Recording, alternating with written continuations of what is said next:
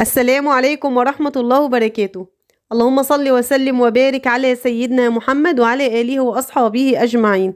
أهلا وسهلا بكل متابعين كنوز مملكتي. كل سنة وانتم طيبين يا حبايبي، وربنا يبلغنا جميعا شهر رمضان وإحنا جميعا في أحسن وأتم حال. ودخل علينا خلاص الشهر الجميل، قرب خالص علينا، وفي مننا كتير بنات زي القمر.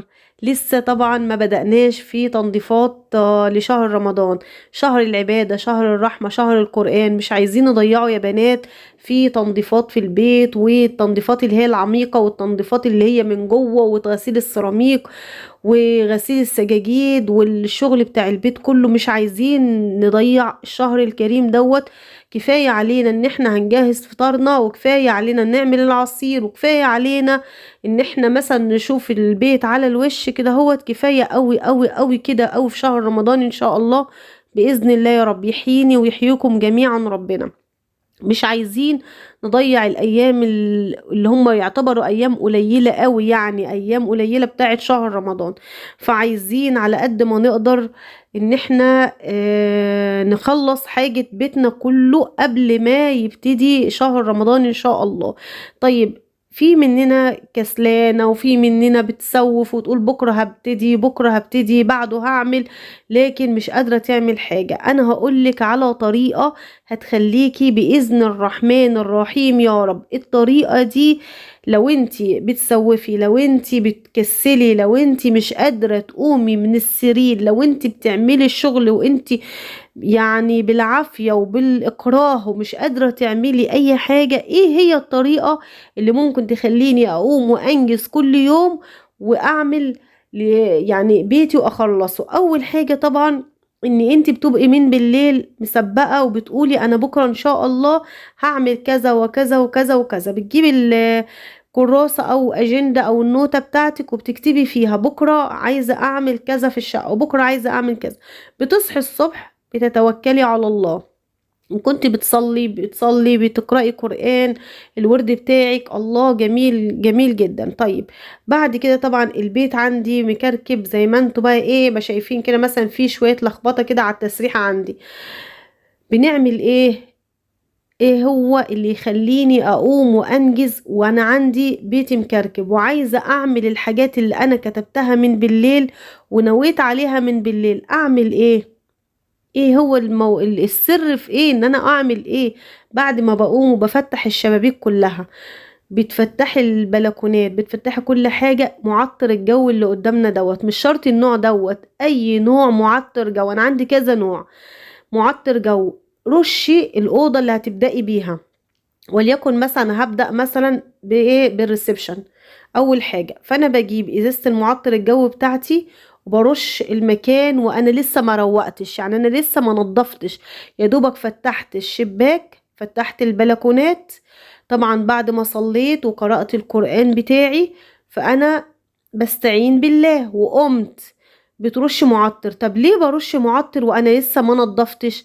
لما بترش معطر يا اختي، المعطر بيديكي باور، بيديكي طاقة ايجابية، بيخلي الطاقة السلبية اللي في المكان دوت بتخرج، بيخليكي تقومي تنجزي. بتشيلي لو مفارش عايزة تشيليها بتشيليها وبتغسليها وبتفرشي غيرها. مكان عايزة تخلصيه بتلاقي نفسك بتنجزي. اهم حاجة المكان اللي انت يا اختي هتبدأي فيه ترويق، سواء غرفة او المطبخ او الحمام عايزه تصبنيه، اهم حاجه رشيلك شويه معطر. المعطر يا اختي بيديكي باور، بيديكي طاقه ايجابيه، بيخلي المكان نفسه بتخرج منه الطاقه السلبيه وبيتملي بالطاقه الايجابيه، بيخليكي تنجزي كل شغلك اللي انت نويتي عليه من امبارح بالليل. بتقومي تاني يوم بتلاقي نفسك كسلانه. لا، مع المعطر ان شاء الله، اي نوع معطر جو انت حباه، بتلاقي نفسك بتقومي وبتنفضي وبتروقي وبتنجزي مهام اليوم بتاعك كله بالمعطر. الريحة الجميلة في المكان بتدينا باور، بتدينا كده انتعاش للمخ، ويخلي انت نفسك منتعشة ومخك منتعش، وتقومي وتمسحي وتروقي وتنفضي وتغسلي سيراميك وتصبني بقى حواض وتغيري الملايات بتاعتك زي ما انا عملت كده النهاردة، ولله الحمد يا رب، يدوموا علينا يا رب نعمة. طيب، طب بعد كده ايه كمان اللي ممكن المعطر مثلا بيدهوني؟ يعني بعد ما بيخرج الطاقة السلبية وبيدخلك الطاقة الإيجابية في البيت، بيخليكي كمان سبحان الله عندك كده يعني إقبالية ان انتي حتى كمان في الذوق وفي الشياكة والأناقة بتختاري أجمل الحاجة عندك، وعايزة أفرش دي، لا أنا عايزة أحط دي، أنا عايزة أشيل دي. عارفين يا بنات والله المعطر دوت جميل جدا. في بنات تقولك ازاي يعني هعطر المكان قبل ما افرشه؟ يا اخت عطري عشان يخرج لك السلبي ويدخلك الطاقة الايجابية، عشان انت كمان تنتعشي وتقومي وتفرشي وتروقي وتلاقي نفسك بتنجزي وبتخلي شقتك فلة وزي القشطة وزي الفل كمان. طيب، بعد ما بتخلصي الشقة وبتخلصي الأوضة اللي انت خلصتيها أو الشقة كلها على بعضها، بتولعي عود بخور وتلفي بيه في الشقة كلها، يا إما بتدي رشة كده معطر جو بعد ما بتخلصي، بيخليلك ريحة الشقة عندك جميلة. حتى لما بيكون زوجك راجع من بره وداخل بيلاقي ريحة المكان عندك نظيفة. انت لو انت بره في السوق بتجيبي طلبات، او انت بره مثلا بتجيبي حاجات من بره وداخله شقتك، بتشمي ريحه شقتك ريحتها كده ايه، معطر وريحتها جميله، فبتبقى بسم الله ما شاء الله تبارك الله. ممكن كمان جيرانك يسالوك يقولك دايما شقتك ريحتها جميله جدا وريحتها معطر. ليه؟ لان انت قبل ما بتبداي التنظيف انت بتفتحي الشبابيك، بتفتحي الدنيا كلها، بتفتحي البلكونات، وبتبداي ان انت بتدخلي هواء جديد وبترشي معطر. رشه المعطر دي اللي انت بترشيهم بتديكي الباور العالي جدا والطاقة العالية. وبعد ما بنخلص برضو بنحط ايه، بنولع عود البخور ونلف بيه في الشقة كلها، او بترشي برضو معطر جو زي ما بتحبي. الفكرة دي انا بحب اعملها كتير، او بالذات لما بكون قايمة من النوم تعبانة وحاسة مش مظبوطة والضغط عندي مش مظبوط، اول ما بعمل كده بسم الله ما شاء الله اللهم بارك، اللهم صل وسلم وبارك على سيدنا محمد، بتديني فعلا باور يا بنات، وبتخليني اقوم وانتعش للمكان اللي انا رشيت فيه. فاعملوها كده وجربوها واكتبوا لي كده تحت في الكومنتات ان فعلا ان الطريقة دي اديتكم فعلا باور وانتعاش وطاقة ايجابية، وخليتك ان انت قمتي وانجزتي وعملتي كل حاجة انت كنت كاتباها. بس اهم حاجة قبل كل دوت الاستعانة بالله، يعني انا بستعين بالله، توكلت عليك يا رب، استعنتي بيك يا رب، قويني يا رب. يعني دايما خليكي يبقى في وصلة بينك وبين ربنا.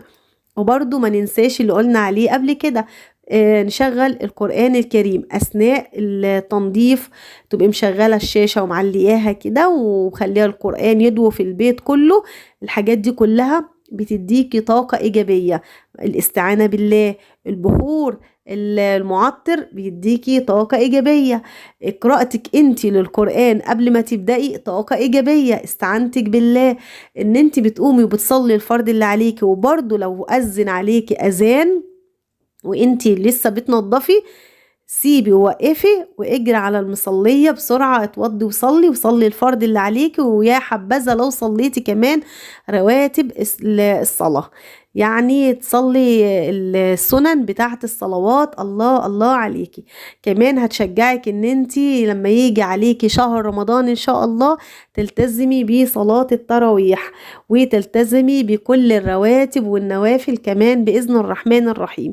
ما تنسيش تقرأي القرآن كل يوم، اعملي ليكي ورد. احنا خلاص كده فاضل 15 يوم يمكن اقل على شهر رمضان. كل سنة وانتم طيبين.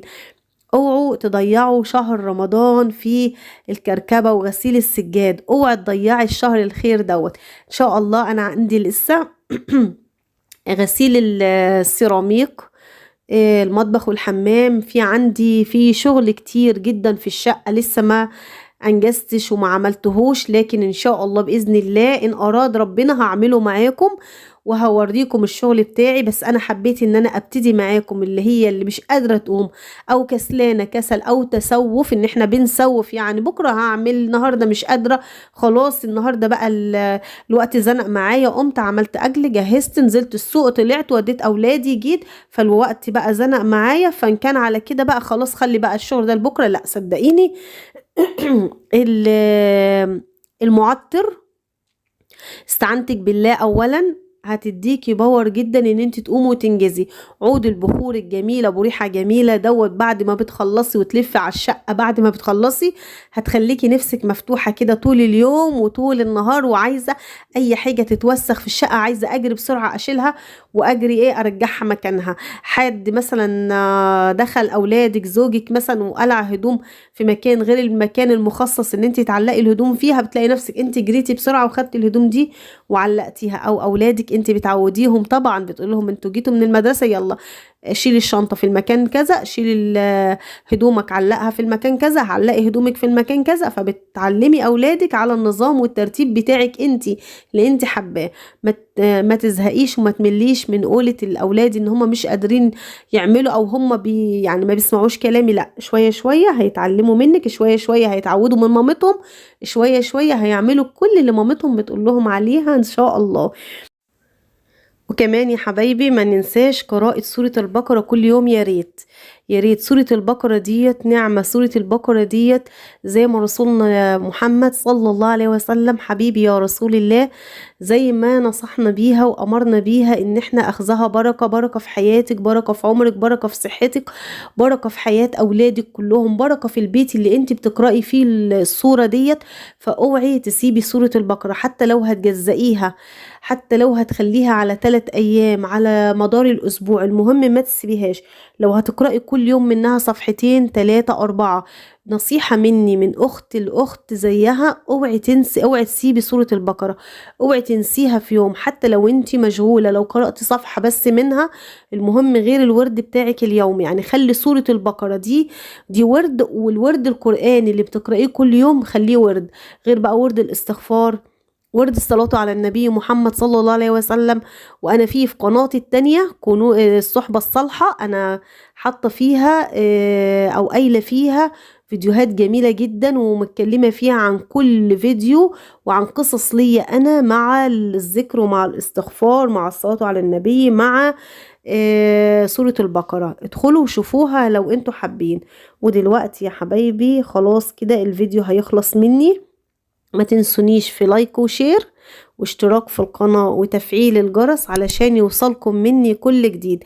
والسلام عليكم ورحمة الله وبركاته. أشوفكم في فيديو جديد.